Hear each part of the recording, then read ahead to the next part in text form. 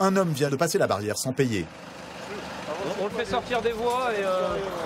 Les gendarmes le font mettre sur le bas-côté. Coupez le moteur.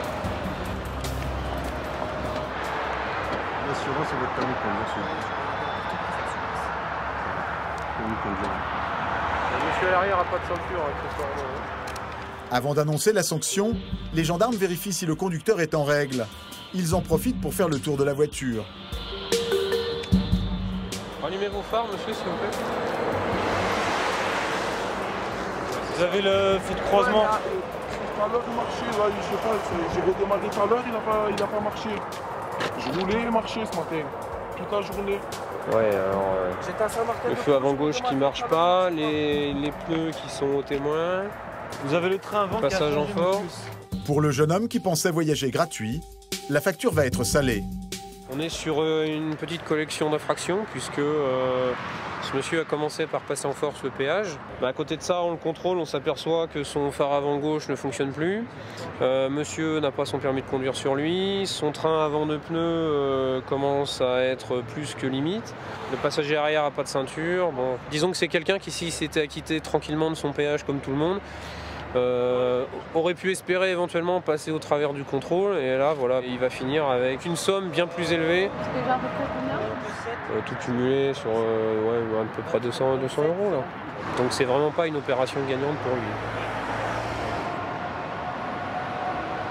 En moyenne, les gendarmes interceptent un fraudeur chaque nuit. Mais en été, ils en arrêtent près d'une demi-douzaine. Il y a un intérêt pour les gens qui viennent de très loin et qui du coup peuvent économiser des sommes significatives. Depuis Paris, ça peut représenter une économie entre guillemets d'une bonne cinquantaine d'euros. Donc il y a des gens pour qui c'est une pratique, je dirais, habituelle. C'est un peu comme la fraude du métro, mais dans un registre un peu différent. Le jeune resquilleur venait de Marseille, à seulement une demi-heure de Lançon. Pour ce trajet, il aurait dû débourser 2 €. Mais même pour une aussi petite somme, il a une excuse toute prête. Ah, franchement, c'est la crise, madame. 2 €, je me retrouve à combien? À 200 €. Ça rajoute un 0. Ah, je sais pas. Pourquoi vous avez fraudé au péage? Parce qu'en fait, je voulais vite rentrer chez moi. Je voulais pas casser un billet de 50 aussi. Et voilà, j'ai tracé. Je fais le con. Mais bon, par contre, je sais pas, tout ça de gendarme, tout ça de moto, j'ai rien vu.